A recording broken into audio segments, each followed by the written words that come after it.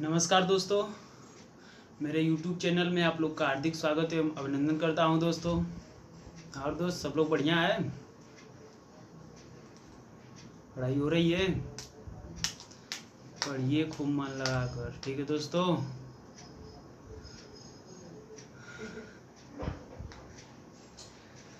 देखिए सामने एग्जाम है ग्रुप डी का, ठीक है दोस्तों। एकदम तन मन धन सब लगा कर एकदम खूब पढ़िए, ठीक है दोस्तों। टाइम बर्बाद ना करें, बस कुछ दिन बचा है, 1 महीना है ना, 1 महीना है, हाँ अगले मंथ से स्टार्ट है, ठीक है दोस्तों। एकदम मेहनत खूब दबा के करिए, एकदम छोड़िए नहीं, एकदम लग जाइए मन से, हर चीज़ पढ़िए, हर सब्जेक्ट पढ़िए पूरा, ठीक है।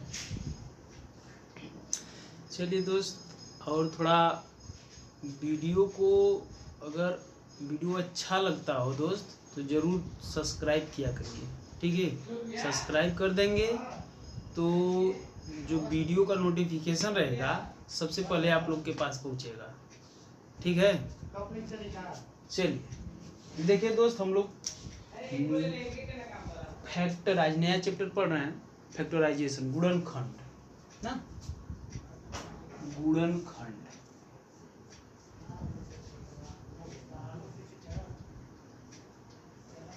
गुणनखंड फैक्टराइजेशन,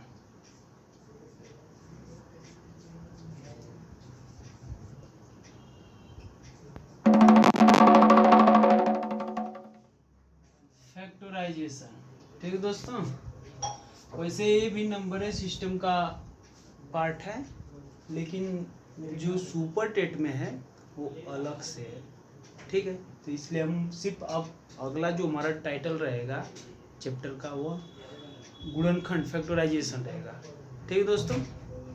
आइए सबसे पहले हम इसकी डिफिनेशन के बारे में बात करेंगे। कल इस पर डिस्कशन कर चुके थे, लेकिन फिर भी आज थोड़ा जल्दी जल्दी देख लीजिए, ठीक है। डिफिनेशन क्या है इसका? गुणनखंड किसे कहते हैं?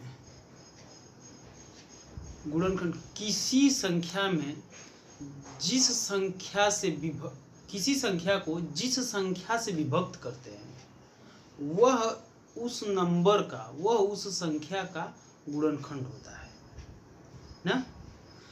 किसी संख्या में हम जिस संख्या से भाग करते हैं या विभक्त करते हैं वह उस नंबर का गुणनखंड होता है, ठीक। लिख दें, आइए इसका डिफिनेशन है, किसी संख्या में जिस संख्या से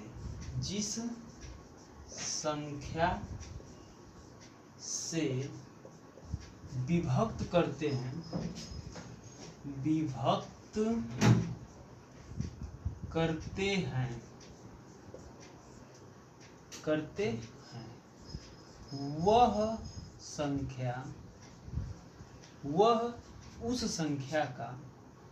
वह उस संख्या का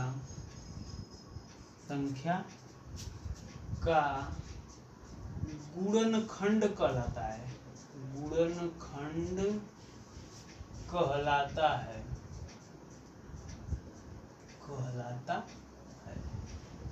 बात समझ में आई कुछ?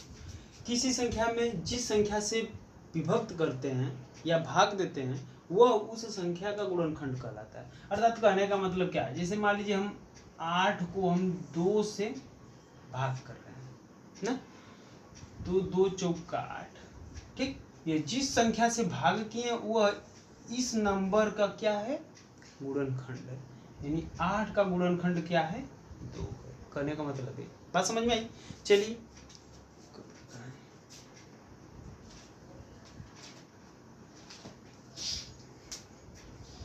आगे चलते हैं।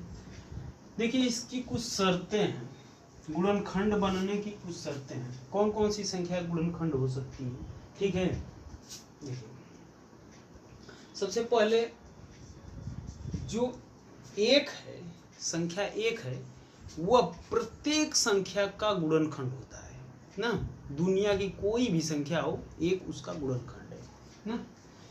एक लिखेंगे, एक प्रत्येक संख्या का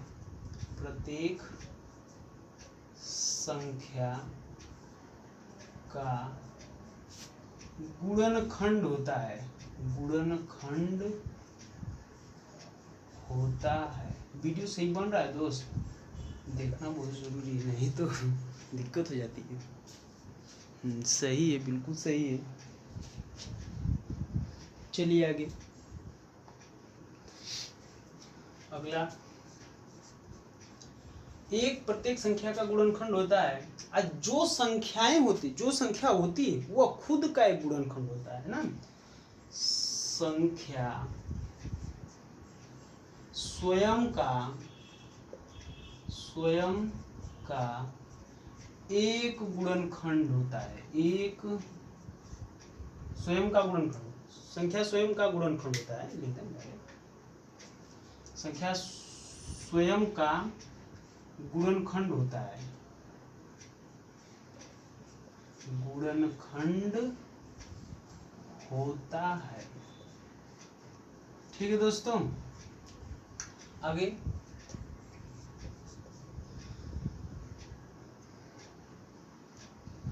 संख्या स्वयं का गुणनखंड होता है।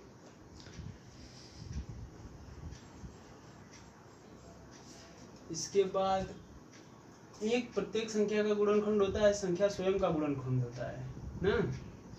संख्या एक को छोड़कर, जो मतलब जो एक होता है उसे छोड़कर ना, सिर्फ उसे छोड़कर बाकी जितने संख्याएं हैं कम से कम उनकी दो गुणनखंड होती हैं ना। यहाँ पे लिखेंगे क्या, संख्या एक को छोड़कर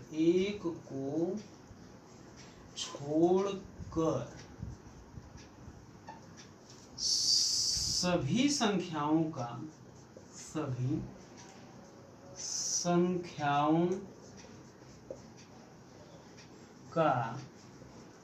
कम से कम दो गुणनखंड होते हैं, दो गुणनखंड होते हैं।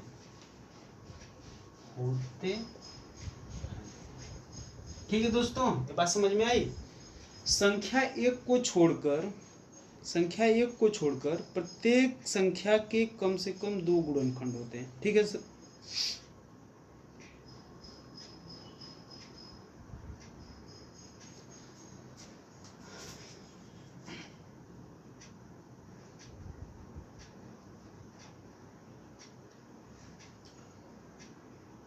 चलिए इतना बहुत है।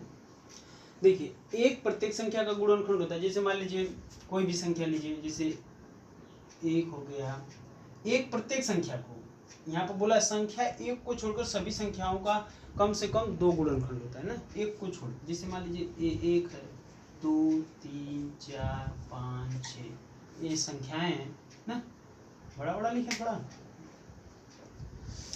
जैसे एक है, 2 3 4 5 6 ना।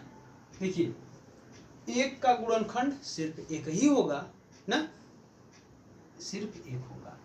और दो का, देखिए एक तो एक होगा, क्योंकि यहाँ बोला एक प्रत्येक संख्या का गुणनखंड होता है, एक सभी संख्याओं का गुणनखंड होगा। एक हो गया और यह संख्या खुद होगी ना। 3 का 1 3, 4 का 1 2 4, 5 का 1 5, 6 का 1 2 3 6 ना, 1 2 3 6। ठीक, समझ में आ रही बात। देखिए, कहने का मतलब क्या, जो फर्स्ट है, एक प्रत्येक संख्या का गुणनखंड होता है। एक जो है, देखिए प्रत्येक संख्या का गुणनखंड है ना, सब संख्या में एक एक आया है। ठीक, फिर संख्या स्वयं का गुणनखंड होता है। देखिए, प्रत्येक संख्या स्वयं का है। जैसे एक है तो एक का ही है, 2 है तो इसका भी गुणनखंड 2 है, 3 का भी गुणनखंड 3 है ना, 4 का भी गुणनखंड 4 है, 5 का भी गुणनखंड, यानी संख्या स्वयं का भी एक गुणनखंड है ना, संख्या स्वयं का गुणनखंड होता है। ठीक, अगला नंबर क्या है, संख्या एक को छोड़कर सभी संख्या का कम से कम 2 गुणनखंड होते हैं ना। इस संख्या को, सिर्फ संख्या की बात किए हैं, गुणनखंड की बात नहीं किए हैं ना। देखिए इस संख्या को छोड़कर, मतलब एक को, क्योंकि एक का तो एक ही गुणनखंड है ना, एक का एक ही गुणनखंड है, बाकी जितने नंबर आएंगे आगे तक अनंत तक ना, उनका कम से कम 2 गुणनखंड होंगे ना। उनका कम से कम, उनका देखिए यहाँ पर 2 गुणनखंड होंगे, उनका कम से कम 2 गुणनखंड होंगे। बात समझ में आ रही? इतना नोट कर लीजिए आप लोग, फिर आगे चलते हैं हम लोग।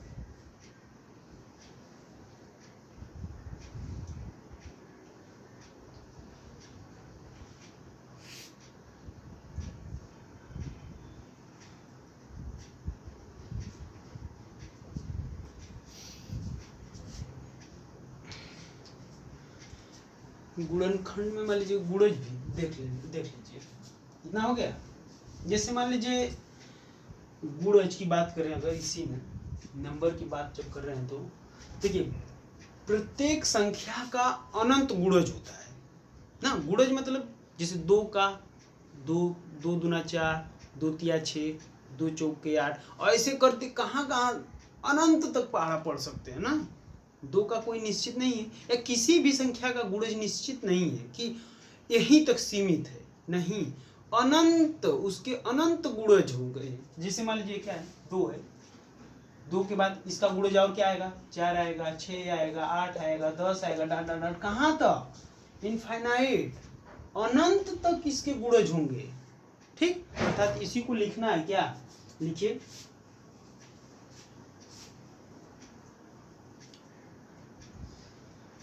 प्रत्येक संख्या के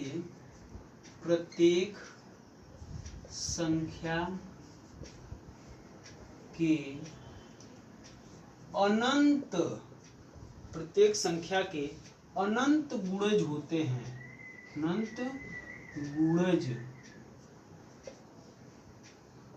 होते हैं। ठीक, एक पॉइंट और लिखिएगा, संख्या स्वयं का गुणज होता है, गुणज होता है। ठीक है दोस्तों, संख्या स्वयं का गुणज होता है। ठीक, ये बात समझ में आई? जैसे मान लीजिए, एक मिनट दोस्तों, नमस्ते अंकल जी। पेमेंट नहीं मिला? पेमेंट तो हम दे चुके हैं। दूसरे लड़के का नहीं मिला। पार्टनर अब तो रूम में आ ही नहीं रहे, उधर हैं, देखिए कहाँ पर? नीचे वाले रूम में हैं बैठे। आए थे, खाना खाए, निकल गए हैं। खड़ा है क्या या नीचे? हाँ, नीचे वाले रूम में हैं, जाइए अभी मिल जाएंगे। क्या नाम है? आलोक।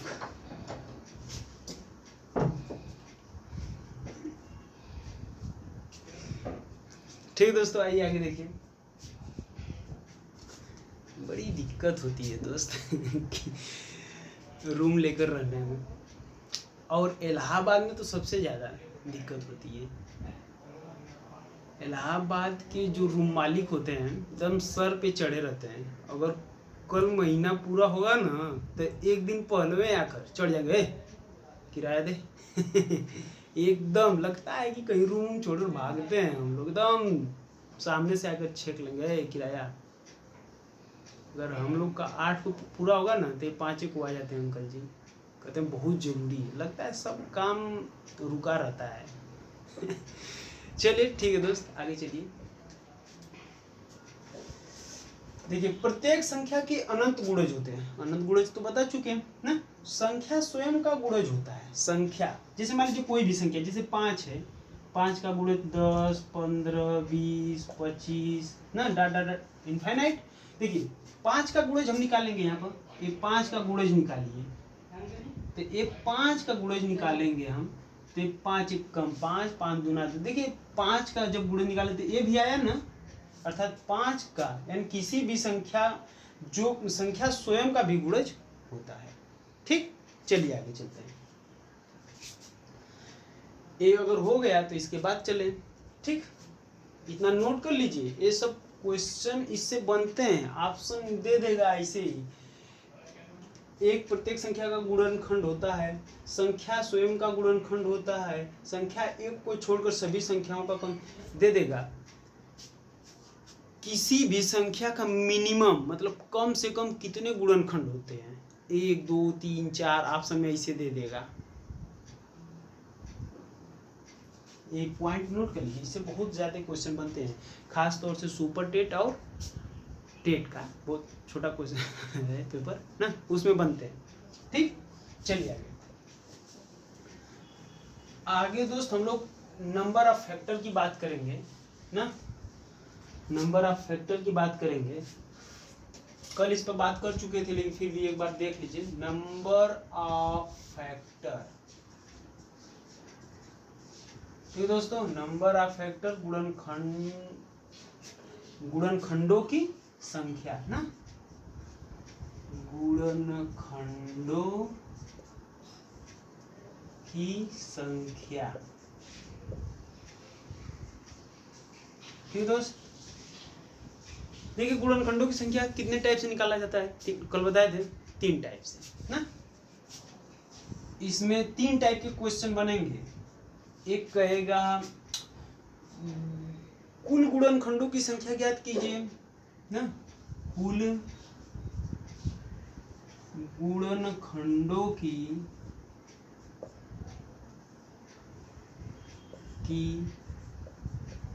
संख्या, कुल गुणनखंडों की संख्या। दूसरा बोल देगा क्या, विषम गुणनखंडों की संख्या, विषम गुणनखंडों की संख्या। ठीक है, तीसरा बोल देगा सम गुणनखंडों की संख्या, सम गुणनखंडों की संख्या। ठीक है दोस्तों, कुल गुणनखंडों की संख्या, विषम गुणनखंडों की संख्या, सम गुणनखंडों की संख्या। इसे हम बोल देंगे, लिख लीजिएगा आप पूरा आप लोग ना, टोटल नंबर ऑफ फैक्टर ना, टोटल नंबर ऑफ फैक्टर इसे बोलेंगे। ऐसे क्या बोलेंगे, odd number of factor, odd number of factor. इसे सम गुणनखंडों की संख्या, even number of factor, even number of factor. Total number of factor, odd number of factor, even number of factor. ठीक है दोस्तों, चलिए आगे चलते हैं। अगर ये हो गया तो इसे नोट कर लीजिए, फिर इसके बाद हम लोग कुछ क्वेश्चन करते हैं। ठीक, पहला हेडिंग डालिएगा, इसका भी डिफिनेशन लिखवा दें कैसे होता है, आइए लिखवाई देते हैं। चलिए देखिए, पहला हेडिंग डालिए, मिटा दे रहे हैं इसे। ये मान लीजिए हेडिंग है हम लोग की, क्या है, कुल गुणनखंडों की संख्या अगर निकालना रहेगा तो क्या करेंगे, यहाँ से नोट करिएगा। अगर कुल गुणनखंडों की संख्या निकालना रहेगा, देखिए किसी भी संख्या का आप फैक्टर करते हैं तो वह अभाज्य फैक्टर, अभाज्य गुणनखंड होता है ना, क्योंकि वह जितनी भी संख्याएं होंगी वो अभाज्य संख्याएं से सिर्फ कटेंगी ना, वो अभाज्य संख्याएं रहेंगी। क्योंकि अब कहेंगे कि क्यों अभाज्य संख्या, जैसे मान लीजिए, समझा दे रहे हैं अभी, जैसे मान लीजिए 48 है, ठीक, इसको हम फैक्टर कर रहे हैं, 2 दूना के 4, 2 चौक के 8, 2 एक कम 2, 2 दूना 4, 2 छके 12, 2 3 2 से ना, 2 छके 12, 2 तिया 6, 3 एक कम 3 ना। ये जो ए होता है, ये जो फैक्टर होते हैं, गुणनखंड होते हैं, इन्हीं को हम बोलते हैं अभाज्य गुणनखंड, अभाज्य गुणनखंड। क्यों, क्योंकि दोस्त ये जितनी संख्याएं इसमें आएंगी, जितने काटने वाली संख्याएं आएंगी वह अभाज्य संख्या होंगी ना, वह अभाज्य संख्या होंगी। अभाज्य संख्या 2 3 5 7 ना, 2 3 5 7 ऐसे करके आएंगी। 9 नहीं है, 9 विषम संख्या है, क्योंकि 9 क्यों नहीं है, 9 का फैक्टर कर सकते हैं ना, इसलिए जिसका फैक्टर नहीं कर सकते वह अभाज्य संख्या होंगी ना। चलिए, इतना बात समझ में आई, ये भी लिख लीजिएगा। आइए डिफिनेशन की बात करते हैं हम लोग। कुल गुणनखंडों की संख्या कैसे पता करेंगे? देखिए, कुल गुणनखंडों की संख्या निकालने के लिए सभी अभाज्य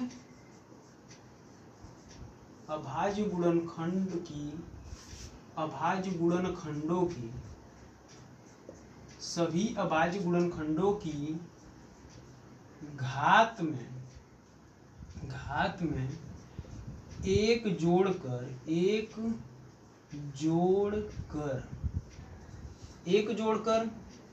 गुणा कर देते हैं, ठीक दोस्तों। कुल गुणनखंडों की संख्या निकालना होगा तो क्या करेंगे? सभी अभाज्य गुणनखंडों की घात में एक जोड़कर गुणा कर देते हैं, ठीक। ये टोटल नंबर ऑफ फैक्टर हो गया। अगला क्या था? विषम गुणनखंडों की संख्या,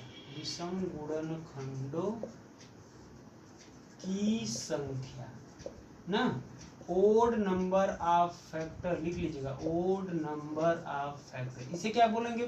देखिए, विषम गुणनखंडों की संख्या निकालना रहेगा अगर, तो इसमें जो सम वाला फैक्टर रहेगा उसे छोड़ देंगे ना। इसमें सिर्फ क्या करेंगे? उसे छोड़ देंगे। इसमें दो को छोड़कर विषम गुणनखंडों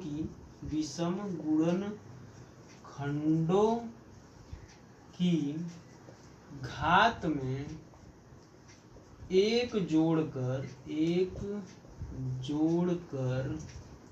गुणा कर देते हैं, ठीक दोस्तों। विषम गुणनखंडों की घात में एक जोड़कर गुणा कर देते हैं। बात समझ में आ रही है? अभी बताएंगे क्वेश्चन इस पर।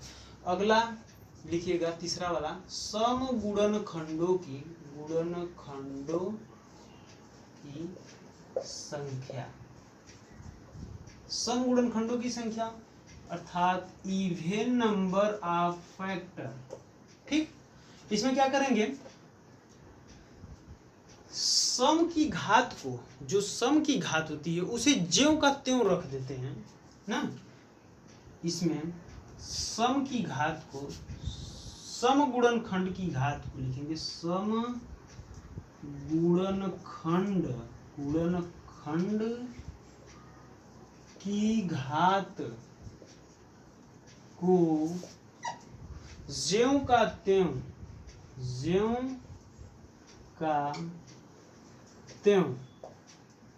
रख देते हैं, ज्यों का त्यों रख देते हैं, तथा शेष, तथा सभी गुणनखंडों का, तथा इसके अलावा शेष गुणनखंडों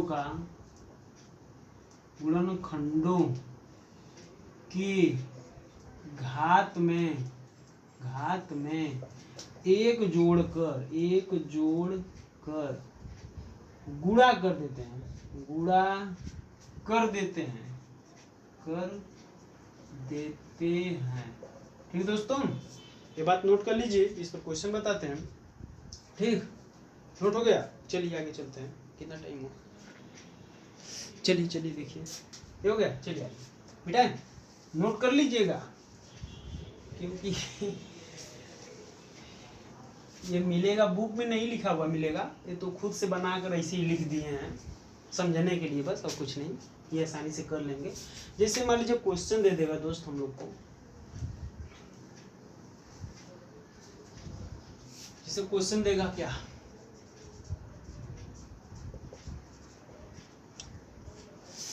360 के सभी गुणनखंड, 360 के कुल गुणनखंड लिखें, 360 के कुल गुणनखंडों की संख्या ज्ञात कीजिए, संख्या ज्ञात कीजिए। ठीक दोस्तों, ये हमारा क्वेश्चन हो गया। 360, सबसे पहले हम 360 का क्या करेंगे, फैक्टर करेंगे। 360 का फैक्टर कर दीजिए, किसने कटेगा, 2 से, 2 1 कम 2, 2 8 16 0, 2 9 18 0, 2 से काट देंगे, 2 चौका 8, 2 पंजे 10, 3 से कटेगा, अब 3 से काट देंगे, 3 1 कम 3, 5 15, 3 से काट देंगे, 3 5 15 हो जाएगा ना, 5 1 कम 5। ठीक दोस्त, ये हमारा फैक्टर बन गया। चलिए आगे, इसे लिखेंगे क्या, यहाँ से सॉल्यूशन है इसका,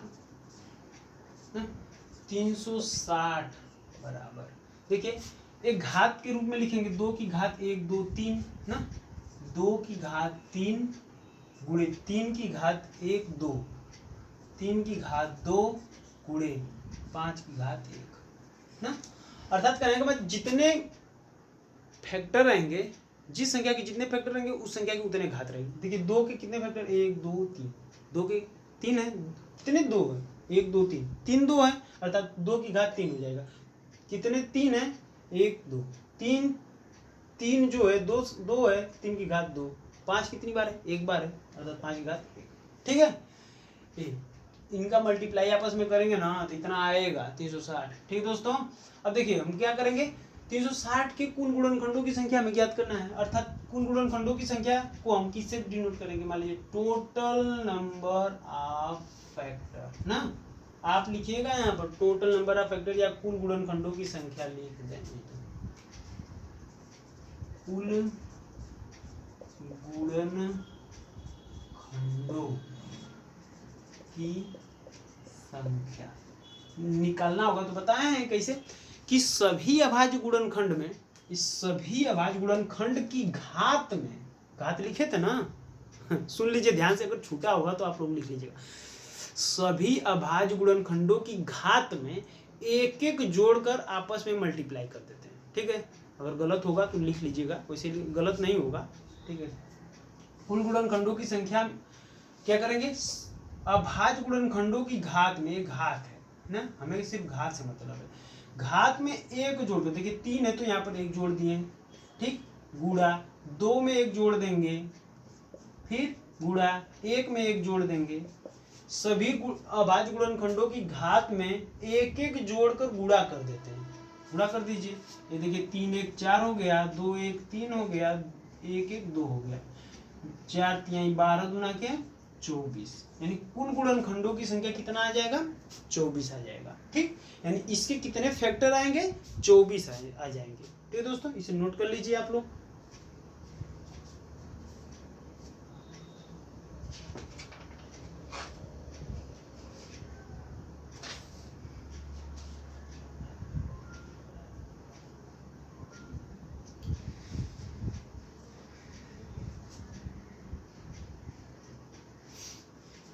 चलिए अगला देखिए,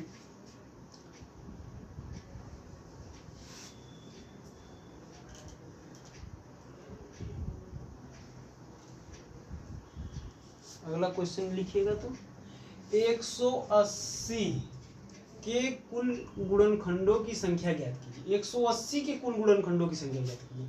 तो ये 180 है, 180 का फैक्टर कर दिए, हाँ सही है ना, 180 को काटे हैं कितना, 2 से काट दिए 90 हो गया, 2 से काटे 45 हो गया, 3 से काट दिए 15 हो गया, 3 से काट दिए 5 हो गया, 5 से काट दिए ना। तो 180 के फैक्टर आ गए कितने, 2 की घात कितने 2 हैं, 2 2 हैं, 2 की घात 2 गुणे 3 की घात 2, 3 की घात 2 गुणे 5 की घात 1, 5 की घात 1 ना। कुल गुणनखंडों की संख्या निकालना है, तो क्या करेंगे, क्या बताएं हम, इनकी घात में जो अभाज्य संख्याएं हैं, इनकी घात में एक एक बढ़ाकर गुणा कर देते हैं ना। इनकी घात कितना है, 2 है, 2 में 1 बढ़ा देंगे, गुणा 2 में 1 बढ़ा देंगे, गुणा 1 में 1 बढ़ा देंगे ना, 1 में 1 बढ़ा देंगे, इनकी घातों में एक एक जोड़कर बस गुणा कर देते, वही कुल गुणनखंडों की संख्या निकल जाएगी। ठीक है दोस्तों, कर दीजिए गुणा। ये 3 गुणे 2 ना, 3 गुणे 3 गुणे 2, 3 3 9 दूनी 18, यानी इनके 180 के कितने गुणनखंड बनेंगे? 18। नोट कर लीजिए इसे। चलिए आगे चलते हैं।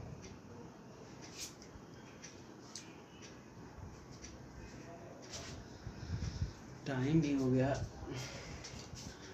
चलिए ठीक है दोस्तों, अब अगले दिन, ठीक है दोस्तों, क्योंकि ज़्यादा लंबा वीडियो हो जाता है तो दिक्कत होती है हमें। ठीक है, ठीक है दोस्तों, नमस्कार। पढ़ते रहिए, आगे थोड़ा वीडियो को शेयर करते रहिए, सब्सक्राइब करवाते रहिए, लाइक करवाते रहिए। ठीक है चलिए ठीक है, नमस्कार।